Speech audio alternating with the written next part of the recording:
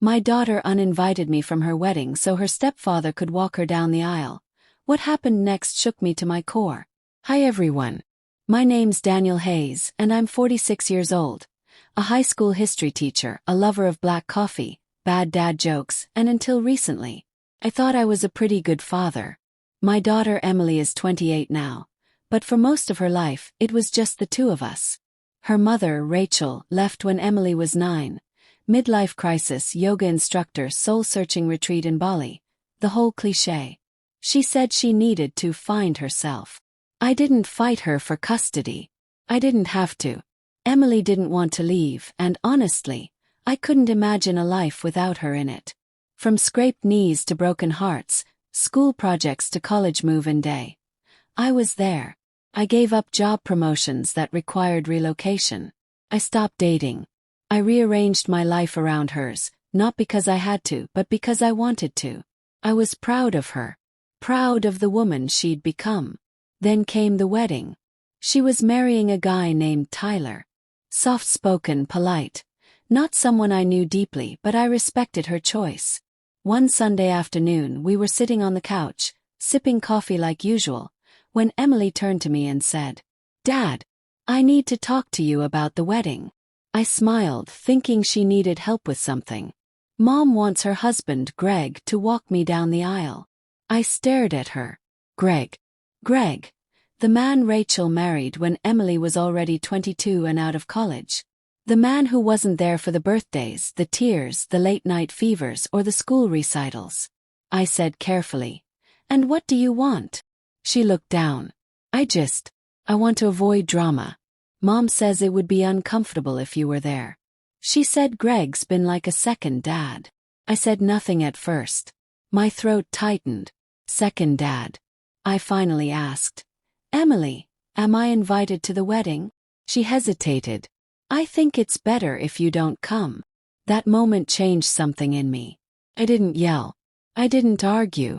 I just nodded. "If that's what you want, I'll stay away." She looked relieved. That hurt more than anything else. The wedding day came. I stayed home. Quietly. I flipped through old photo albums. Pictures of her in Halloween costumes, with missing teeth and cake on her cheeks. I sat in that silence, realizing she had rewritten our history, and I had no part in the final chapter. No call. No change of heart. Just silence. 2 weeks later, something strange happened. A colleague, who didn't even know Emily personally, stopped me in the hallway at school and said, "Hey Dan, I saw your daughter's wedding online. Crazy what happened at the reception, huh?" I blinked. "What happened?" He looked surprised. "You didn't hear. The video's gone viral." Curiosity won. I searched for the video. There it was, Emily and Greg walking down the aisle. Everyone smiling. Then came the father-daughter dance.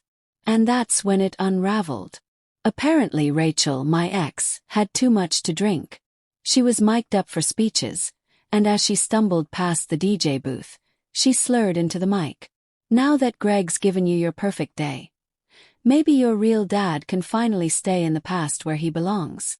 Emily laughed. She laughed.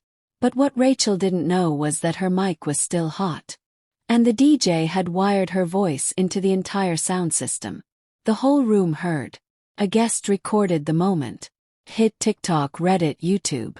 One cousin captioned it. "Bride laughs as mom insults real dad who raised her. Disrespectful or just awkward." The comments flooded in. People were furious. Strangers stood up for me more than my own daughter had. 2 days later my phone rang. It was Emily. Her voice shook. "Dad." I didn't know the mic was on. I didn't mean it to sound like that. I didn't say anything.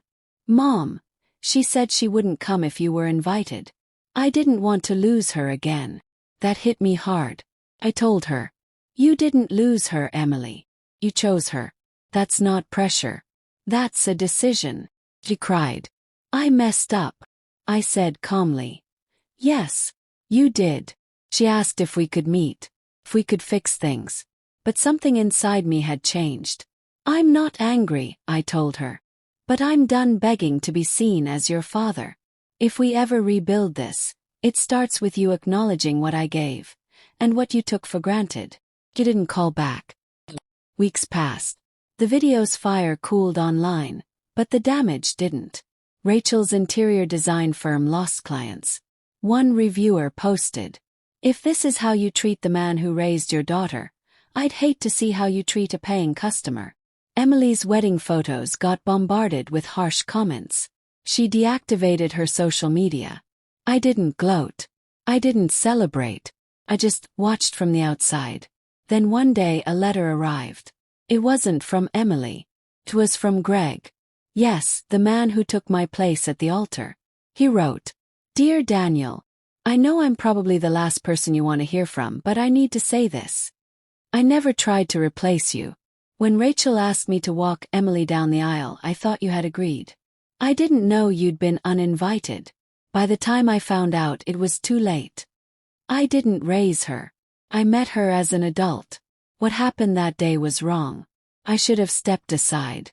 I regret not doing so. I'm sorry. Greg." I sat with that letter for a long time. Was it guilt? Damage control? Maybe. But it was the first time someone from that side took any accountability. A week later, another letter. This time from Emily. Her tone was different. Humble. Softer. She wrote, "Dad, therapy helped me see things I didn't want to admit. I didn't just exclude you from the wedding. I let someone else rewrite our story. You built my science fair volcano. You drove through a snowstorm just to make it to one parent-teacher meeting. You were always there, and I let you feel disposable. Not because you deserved it, but because I was afraid to stand up to Mom. Miss you. Not because of the backlash, because I finally remembered who never let me down. I want a relationship again, but I'll understand if it's too late. Emily." I haven't responded yet. Some wounds need time. Forgiveness is a process, not a button. But I'm open. Not wide open, not naive. Just open enough to see if she truly means it.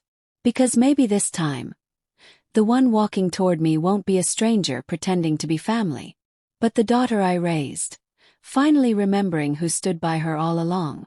They say time heals. That's not true. Time reveals. It shows you who fought for you, who gave up on you, and who only remembers your worth when the world reminds them. I didn't get the aisle. I didn't get the dance. But maybe, just maybe, I'll get something more meaningful. A second chance, not for her to call me Dad, but for her to mean it.